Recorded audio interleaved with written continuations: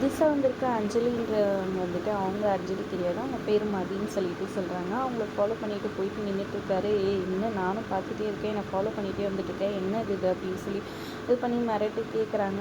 அப்புறம் அங்க இருக்கிறவங்க எல்லாம் வந்துடுறாங்க. "என்ன மதி? என்ன விஷயம்? யார் இவன்?" அப்படின்னு சொல்லி இது பண்ணுறாங்க. "ஒன்றும் இல்லைங்க, நான் பார்த்துக்கிறேன். நீங்க போங்க போங்கன்னு" சொல்கிறாங்க. அது வந்து அப்படின்னு சொல்லிட்டு தயங்கிட்டே இருக்க, "ஒழுங்கா இங்கேருந்து போயிடு. அவ்வளோதான் உனக்கு மரியாதை" அப்படின்ற மாதிரி சொல்லி மதி மிரட்டி விட்டுறாங்க. அப்புறம் இங்கே அவங்க மாமியார் ஃபோன் பண்ணிகிட்டே இருக்காங்கன்னு சொல்லிட்டு மகேஷும் அங்கே வந்து கிளம்புறாரு. எங்கள் வீட்டு வாசலில் வந்துட்டு என்னாச்சோ தெரியலேன்னு பதட்டப்பட்டு முருகனும் லக்ஷ்மியும் இருக்கிறாங்க. அப்போ கரெக்டாக இவர் வராரு. என்னாச்சு அப்படின்னு சொல்லி கேட்க, அம்மா எங்கே வந்துட்டு அஞ்சலி அவளை நான் பார்த்தே ஆகணும், வீடெல்லாம் எப்படி ஆயிருக்குன்னு சொல்லி கேட்க, ஒன்றும் இல்லை, ஒரு சின்ன தீ விபத்து ஆயிடுச்சு, அதை பார்த்தோன்னே பயந்து மயக்கம் போட்டு விழுந்துட்டா, அதனால ஹாஸ்பிட்டலில் சேர்த்துருக்கேன். ஹாஸ்பிட்டலில் சேர்த்துருக்கீங்களா? ஐயோ வாங்க, என்னாச்சு ஏதாச்சும் வாங்க போய் பார்க்கலான்னு சொல்லிட்டு முதல்ல ஹாஸ்பிட்டலுக்கு போகலான்னு காரில் ஏற வராங்க. இல்லை அத்தை, அவளுக்கு ஒன்றும் இல்லை, நல்லா தான் இருக்கா, கொஞ்சம் மயக்கத்தில் இருக்கா, டாக்டர்லாம் டிஸ்டர்ப் பண்ண வேணாம், பார்க்கக்கூடாதுன்னு சொல்லியிருக்காங்கன்னு சொல்கிறாங்க. ப்ளீஸ் மாப்பிள்ளை, எனக்கு காமிக்கலாம் கூட பரவாயில்ல, முருகனுக்காக காமிங்க ப்ளீஸ்ன்னு சொல்லி கேட்குறாங்க.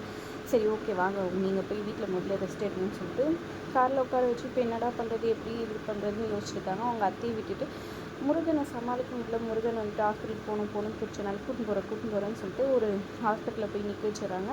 ஒரு நிமிஷம் வெயிட் பண்ணுங்கள், நான் டாக்டர்கிட்ட பர்மிஷன் வாங்கிட்டேன்னு சொல்லிட்டு, டாக்டர் சார் அப்படின்னு சொல்லிட்டு போய் தெரிஞ்ச டாக்டர் மாதிரி பேசிகிட்டு இருக்காரு நடிச்சுக்கிட்டு. அவருக்கும் ஒன்றும் புரியல அந்த டாக்டருக்கும். சரிங்க சார் நான் கிளம்புறேன் அப்படின்னு சொல்லிட்டு நைஸாக அங்கேருந்து கிளம்புறாரு. அப்புறம் முருகன் கிட்ட வந்துட்டு இந்த மாதிரி டாக்டர் அலோவ் பண்ணலன்னு சொல்கிறாங்க. அப்படின்னோடனே முருகன் எந்த டாக்டர்னு சொல்லி கேட்கறதோ இந்த டாக்டர் தான் அப்படின்றாங்க. உடனே அவர்கிட்ட போய் இப்படி கெஞ்சிட்டு இருக்காரு. இவர் பின்னாடி இருந்து அவர் காது கேட்காதனால டாக்டர்கிட்டே இவர் கொஞ்சம் மென்டலி டிஸ்டர்பு, அதனால் எதுனா பேசுவார், கண்டுக்காதீங்கன்னு சொல்கிறாங்க. முதல்ல இவங்களை வெளியே அனுப்புங்கன்னு டாக்டர் சொல்லிடுறாங்க. அப்புறமா இவங்க 2 பேரையும் வெளியே அனுப்பிச்சி விட்டுறாங்க. பார்த்தீங்களா நான் சொன்னல வாங்க அப்படின்னு சொல்லிட்டு முருகனை கூப்பிட்டுட்டு வந்துடுறாரு. முருகன் வீட்டுக்கு போகிறாரு. என்னாச்சு முருகா, பார்த்தியா அஞ்சலியே என்ன சொன்னாங்க ஏது சொன்னாங்கன்னு சொல்லிட்டு லக்ஷ்மி கேட்க, இல்லை இந்த மாதிரி பார்க்கல டாக்டர், இந்த மாதிரி வந்துட்டு பார்க்க முடியாதுன்னு சொல்லிட்டாங்க, டிஸ்டர்ப் பண்ணக்கூடாதுன்ற மாதிரி அப்படின்னு சொல்கிறாங்க. அதை கேட்டவுடனே வந்துட்டு லக்ஷ்மிக்கு வந்துட்டு ஐயோ அஞ்சலி எப்படி இருக்காளோ என்னவோ தெரியலையேன்னு சொல்லிட்டு ரொம்பவே பதட்டப்பட்டுட்டாங்க. இங்கே மகேஷ் திரும்பவும் ஈவினிங் போகிறாரு. போயிட்டு மதியம் வந்து திரும்பவும் கோவப்பட்டு கத்தி எடுத்துகிட்டு வந்து கழுத்துக்கிட்ட வைக்கிறாங்க. அப்பயும் அவசரமாக பயப்படாமல் இருக்கிறத பார்த்து என்னையா நீ அப்படின்னு சொல்லி கேட்க, இங்கே பாரு ஒரு நிமிஷம்னு சொல்லிட்டு ஃபோட்டோ காமிக்கிறாங்க.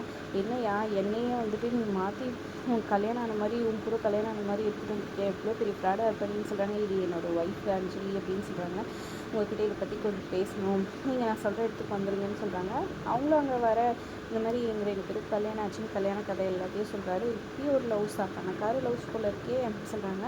அப்புறம் இப்போ என்ன உனக்கு பிரச்சனைன்னு சொல்லி கேட்க, என் பொண்டாட்டி இறந்துட்டாங்கன்னு சொல்கிறாங்க. அதை கேட்டோன்னே மதி ரொம்பவே ஃபீல் ஆகிடுறாங்க. எப்படியும் மதிக்கு வழி கொண்டு வந்து தம் பொண்டாட்டி அஞ்சலியா நடிக்க வைக்க போகிறாரு. அவங்க அம்மா கிட்ட மகேஷ் இதில் மாற்றாரா, என்ன நடக்க போகுது, மதி தான் உண்மையிலே அஞ்சலியா, மகேஷ் பற்றின உண்மையை வெளிக்கொண்டு வரணும்னு இப்படி பண்ணுறாங்களா, என்ன ஏதுன்றதை பொறுத்து பார்க்கலாம். வீடியோ பிடிச்சிருந்தா லைக் பண்ணிப்போம்.